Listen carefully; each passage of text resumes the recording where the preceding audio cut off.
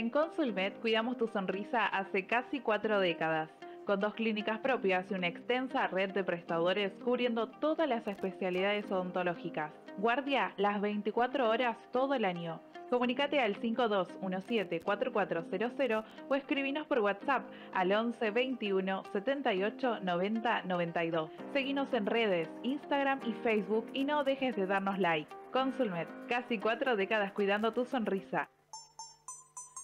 Fin. Espacio publicitario. Comunicate al 5217-4400 o escribinos por WhatsApp al 11 21 78 90 92. Consulmet, generadores de sonrisas.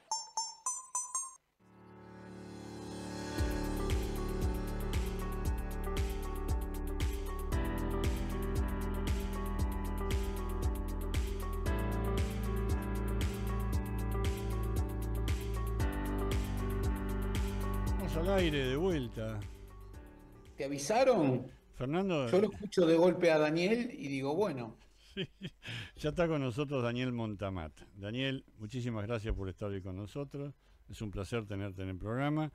Y ahí lo vamos a tener. Por ahora, Sebastián Campanario está escuchando el programa. Querrá saber qué pasa con la energía de este país. Fernando, es tu expertise, dale para adelante.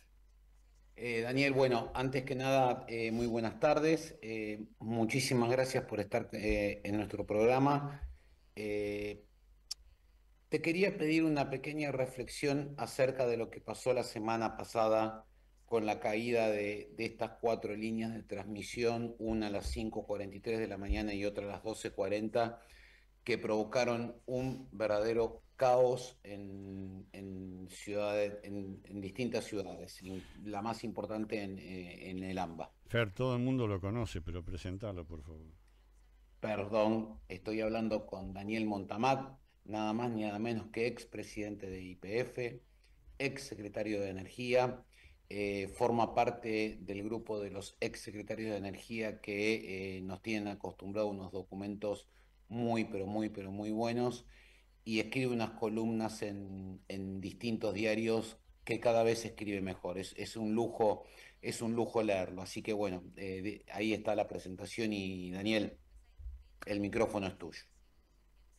Encantado, Fernando, y encantado, Willy, de estar nuevamente en el Sí, programa. sí, Respecto a señor. la pregunta, mira, eh, nos estuvimos nutriendo de distintas fuentes para ver lo que pasó la semana pasada. Lo de la madrugada fueron caídas de 2 líneas eh, y a la mediodía caída de otras 2 líneas en el mismo corredor. ¿Mm? Eh, Primer elemento de conclusión, es raro. Es raro que caigan 2 líneas a la mañana, es muy raro que 2 líneas en el mismo corredor caigan a la tarde. A la mañana no había un problema de demanda, No, obviamente la generación estaba correspondiendo perfectamente a la demanda, pero he aquí sorpresa lo que he estado averiguando y he corroborado con datos de las propias empresas.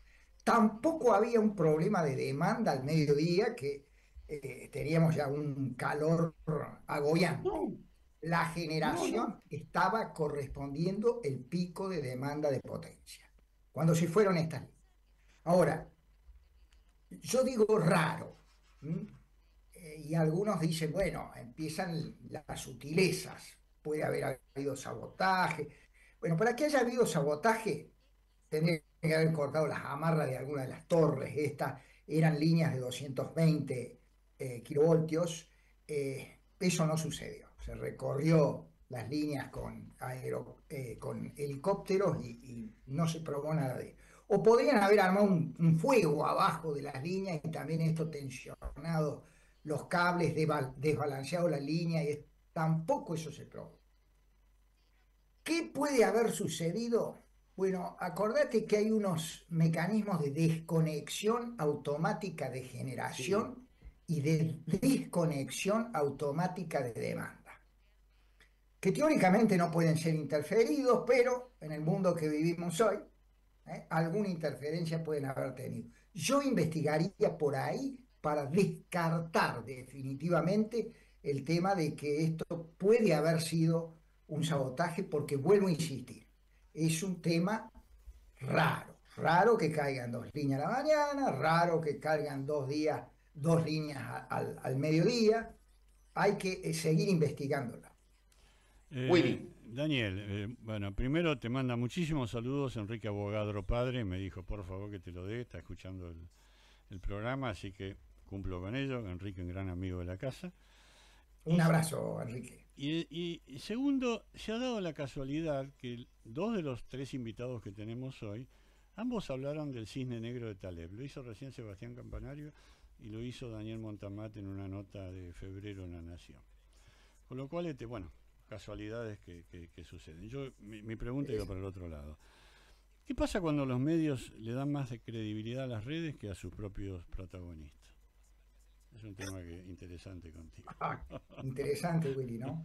Y yo creo que estamos sesgando las audiencias y las estamos radicalizando, ¿no?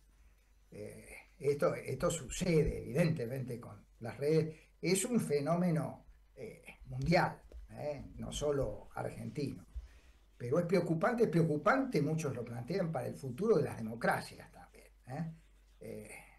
Porque obviamente sabemos que los algoritmos tratan de privilegiar aquello que a uno le gusta. Parece ser que a las audiencias les gustan más las cosas extremas que las cosas moderadas, y entonces si los algoritmos te sesgan a esas cosas extremas, terminamos con audiencias radicalizadas.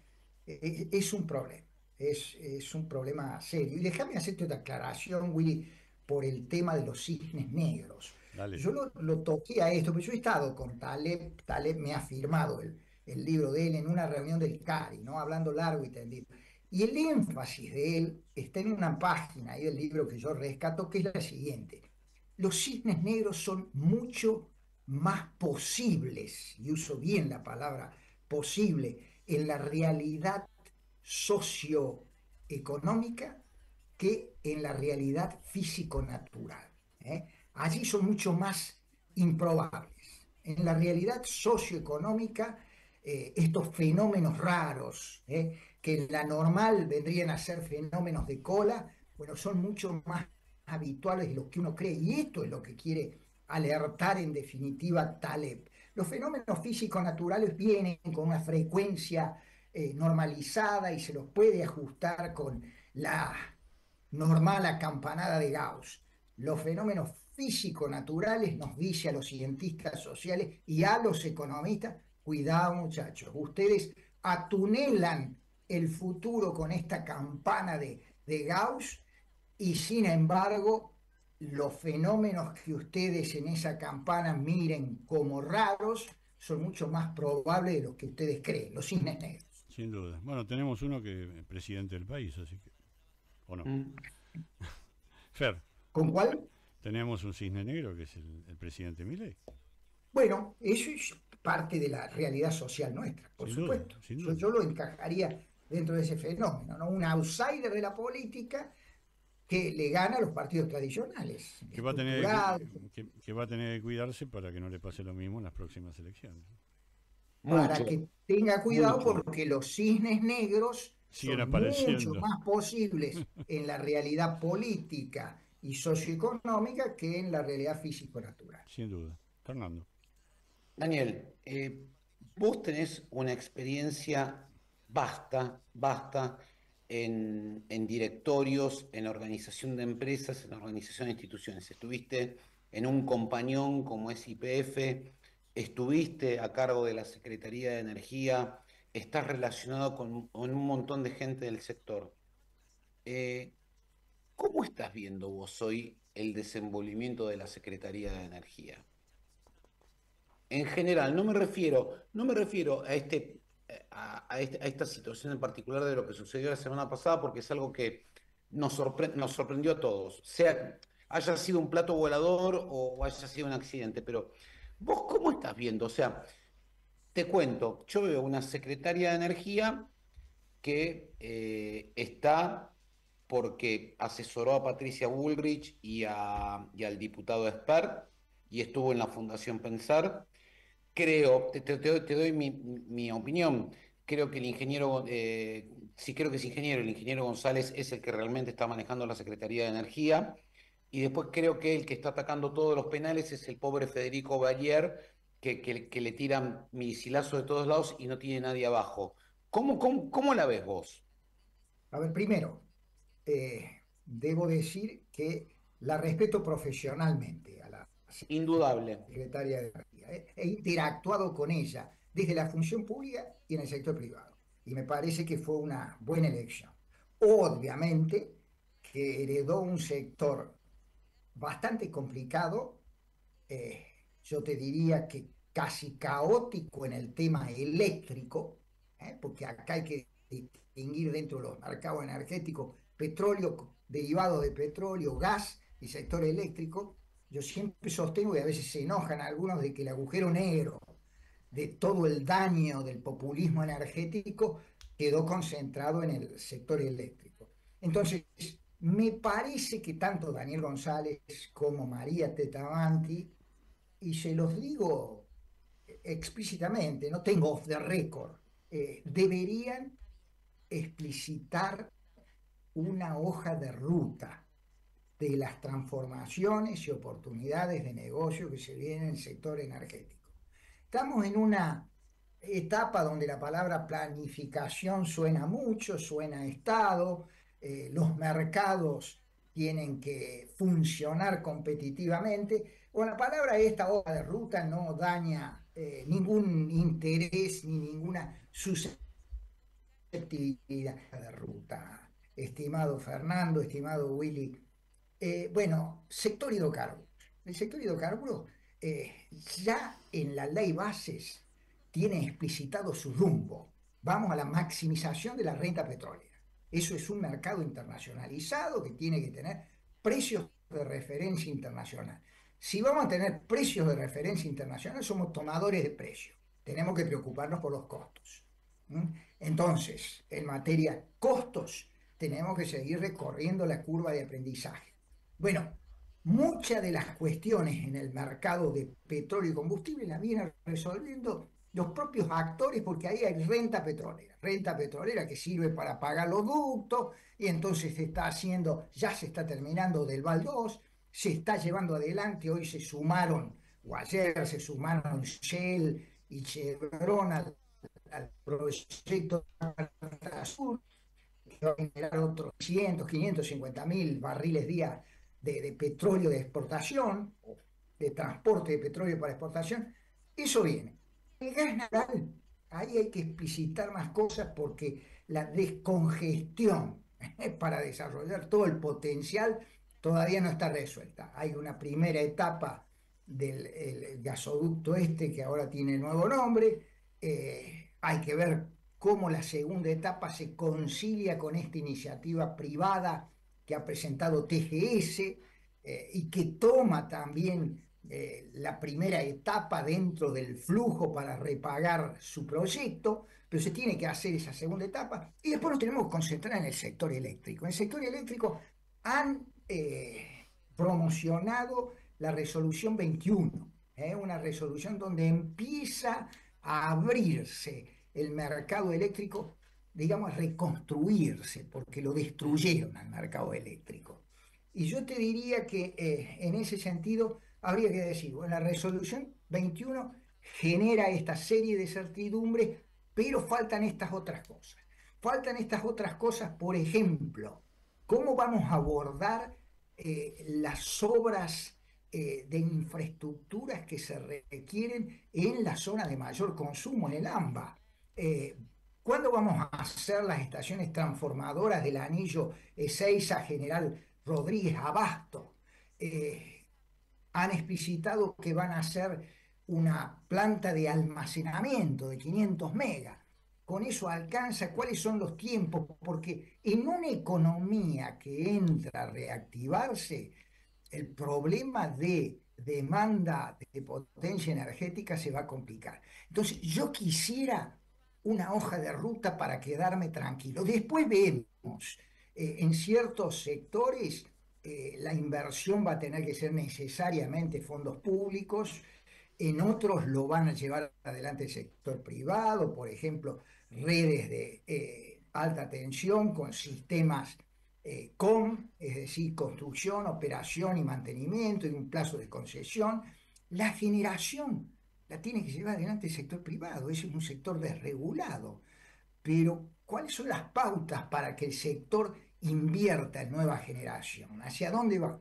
Entonces, me parece que la hoja de ruta es absolutamente necesaria para despejar incógnitas. Después hay otras incógnitas que no la puede despejar el sector y que vienen de la macro. Es decir, ¿cuándo en la Argentina vamos a levantar el cepo? Porque el cepo es un problema para este sector que es capital intensivo. Es cierto que está el RIGI, es cierto que el RIGI da estabilidad tributaria, que bajó el impuesto a las ganancias, tasa del 35 al 25, bla, bla, bla, bla, pero puedo entrar dólares en un mercado libre de cambios y sacar dólares para remitir utilidades en un mercado libre de cambio.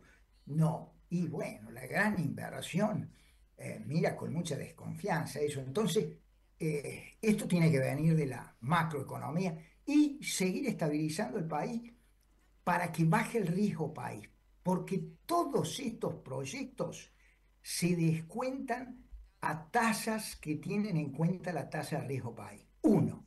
Segundo, el nivel de tasa de riesgo país te da el acceso o no al mercado de capitales internacionales. El otro día lo entrevistamos a Salvador Di Stefano y él decía que era muy importante, a partir de la estabilidad del dólar y todo lo demás, que la gente analice, los empresarios analicemos la alternativa de entrar en la bolsa, tener inversión de capital y ahorremos en pesos y no en dólares, ¿no? ¿Qué opinas de eso? A ver, puede ser, Willy, puede ser. Ellos dicen que van a una competencia de monedas, que la demanda de dinero de pesos va a crecer y va a terminar absorbiendo lo que llaman ellos base monetaria ampliada, donde todavía hay pases, LELIC, títulos de alta liquidez y corto plazo. Puede hacer que eso se dé. También les hace falta más dólares justamente para la eventualidad de que haya desarme de posiciones en pesos que se quieran ir al dólar, asumiendo de que el dólar es relativamente barato respecto a otros bienes, ¿no? Así que puede ser que tenga razón y hay que ver esta razón cuánto dura en el tiempo. Yo te soy muy sincero, por la experiencia que tengo de muchos años en el sector y también por ciertos conocimientos de la macroeconomía, los procesos de estabilización son complicados y hay que darle la mano en el sentido de que, bueno, hicieron lo posible para tratar de encauzar la inflación que se disparaba a una pauta del 2% y si pueden ahora llevarla al 1% mensual. Pero hay cierto atraso cambiario, eso no hay que negarlo. Fernando, Eso puede corregir cuando se salga del cepo. Y lo importante es tener las experiencias de la economía comparada. En realidad, en la experiencia de desarrollo de la economía comparada de países que han tenido traumas parecidos a los nuestros, se sale con un tipo de cambio más vale competitivo, que después se va apreciando con ganancias de productividad. Eso es así. ¿eh? Acá largamos con un tipo de cambio que, bueno, algunos lo discuten, debe estar algo apreciado, pero esto fuerza una transformación en materia de productividad que se debe dar y que a muchas empresas le cuesta porque muchas reformas estructurales están pendientes. Por ejemplo, una pyme tiene que pagar, si está en el sector siderúrgico, el mismo salario que paga, por citar un ejemplo, Techín, ¿no es cierto?, a sus empleados, porque forma parte del convenio ese laboral. Y a lo mejor esa pyme está totalmente asfixiada en estas circunstancias por el tema que no puede reducir costos. Y si no puede reducir costos, el tema de la productividad se complica. Así que yo le agregaría a la lectura que hiciste este comentario adicional. Bien, puedo hacer mi última pregunta, Fede, y te dejo ya para el final, quedan 10 minutitos. ¿Es inevitable que los argentinos paguemos el precio de la estatización de YPF? ¿No hay opciones? ¿Estamos ya en el horno? ¿Hay que pagarlo? ¿Cómo es la cosa? Te voy a dar una última esperanza, pero no te enojes si no sale. No, no. No es tu culpa. Me la dio el abogado que estuvo actuando y que mejor llevó ese proceso, que es el doctor Saravia Frías, que era el procurador que tuvo la gestión de Macri antes.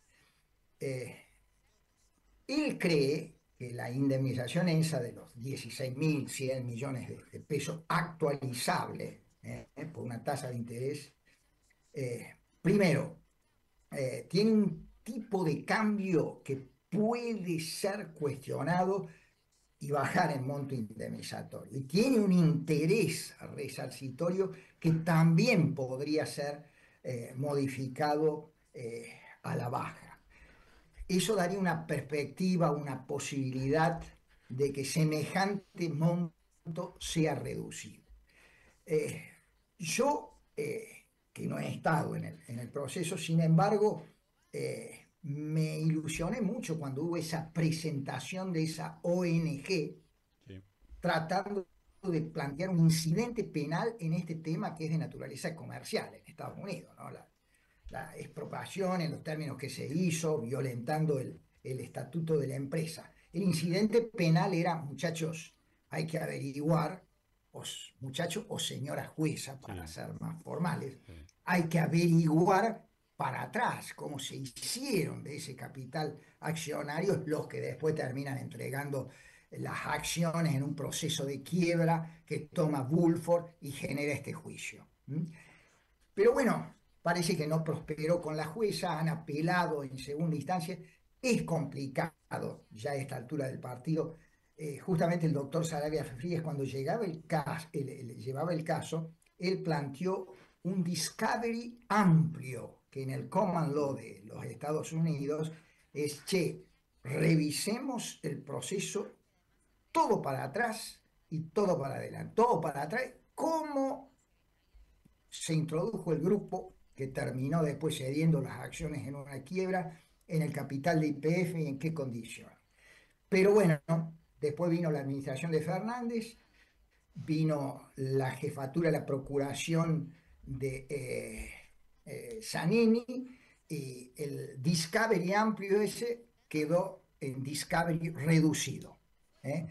Planteemos todo lo que se deba, pero desde la expropiación en adelante, antes no se investiga. Claro, Así claro. que te doy esa lucecita de que el monto a lo mejor puede ser revisado en segunda instancia. Yo le estoy juntando dólares para mi bisnieto, así que Fer, por favor. Te lo voy a traducir lo que dijo Daniel. El juicio se pierde. Quizá pagamos un poco menos, pero el juicio se Sí, pierde. no. Lamentablemente, Fue muy clarito lo que dijo, ¿no? Creo que entendiste, ¿no? Sí, absolutamente. Dani, 7 es mi última minutitos, Fer, nos pregunta. quedan. 7 minutos. Así que fuiste presidente de YPF, fuiste director de YPF.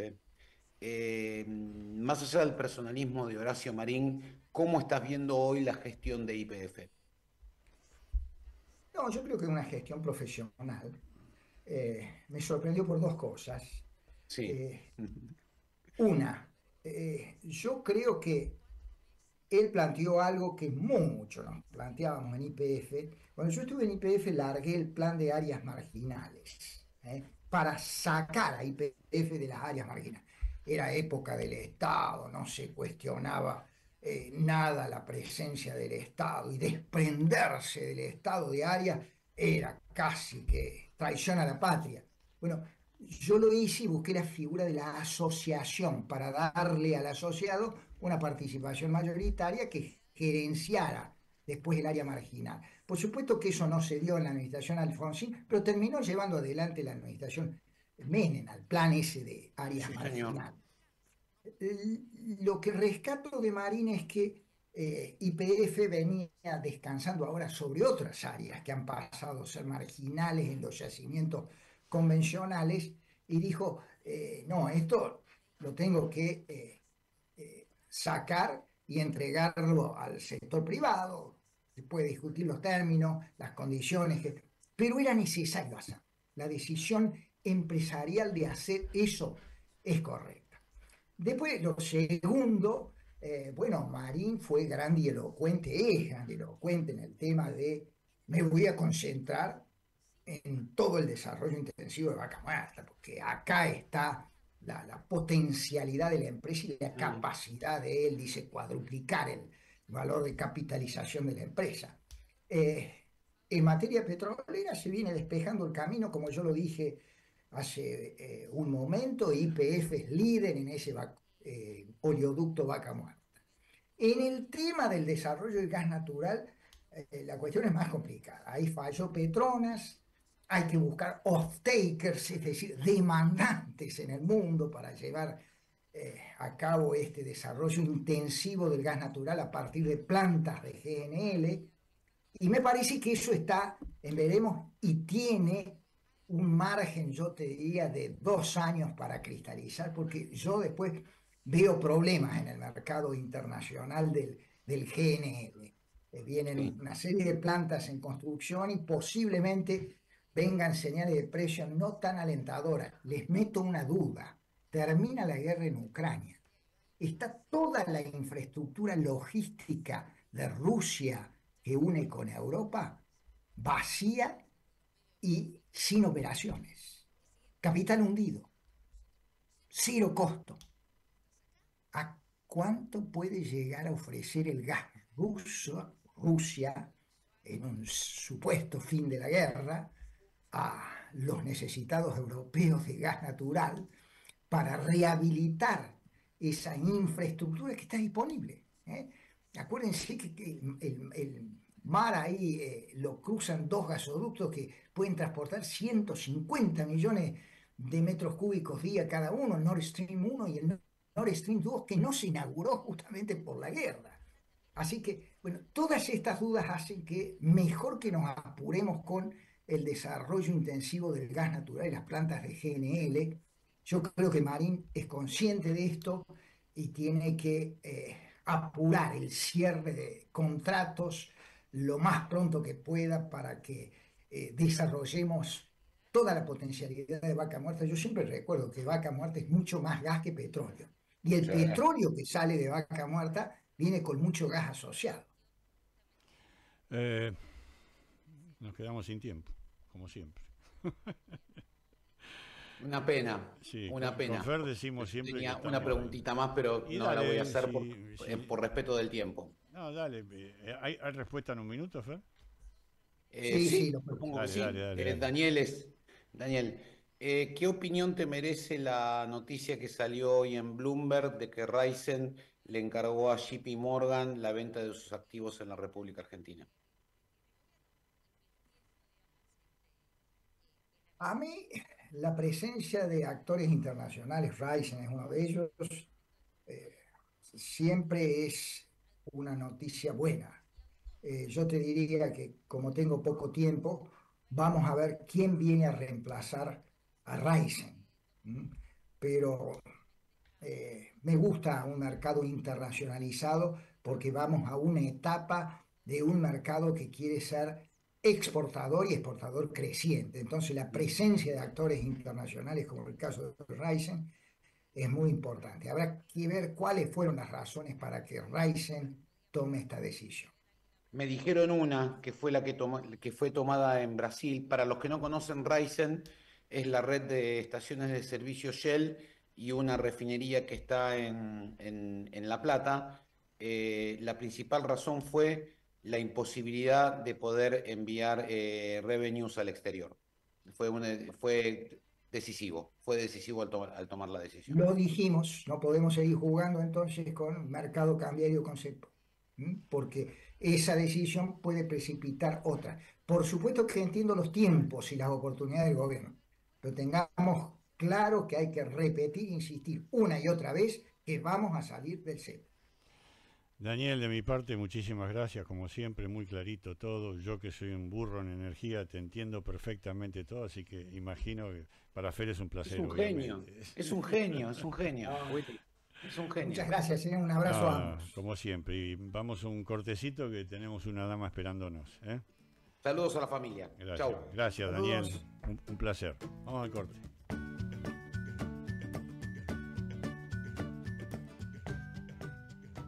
Estás escuchando Polémica en el Business por la AM 1420 Radio con Voz. Espacio publicitario. El Estilo López. 121 años. Calidad en vinos. Fruto de un estilo cultivado por 4 generaciones de una misma familia.